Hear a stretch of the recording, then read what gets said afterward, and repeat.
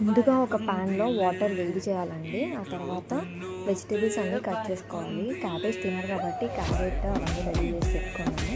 Noodles అన్నిటిని hot వాటర్లో వేసి కొంచెం సాల్ట్ అండ్ ఆయిల్ వేసి బాయిల్ చేయాలండి. ఒక 5 మినిట్స్లో ఉడికిన తర్వాత తీసేసి వాటర్ అంతా తీసేయాలండి. అది పొడి పొడిగానే ఉంటుంది, స్టిక్కీ అవ్వదు.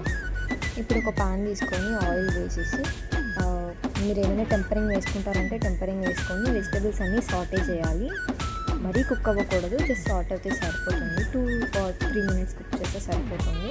అన్ని వెజిటేబుల్స్ కుక్ అయిన తర్వాత చాట్ మసాలా పెప్పర్ అన్నీ వేసేసి నూడిల్స్ వేసేయండి. ఆ తర్వాత chilli sauce, chilli powder, tomato sauce. మేము సోయా సాస్ వేయమండి, పిల్లలకి అంత మంచిది కాదు కాబట్టి. ఇలా ట్రై చేసి చూడండి, చాలా టేస్టీగా ఎన్ని హోమ్ స్టైల్ నూడిల్స్ అండి. ఒకసారి ట్రై చేసి నచ్చితే లైక్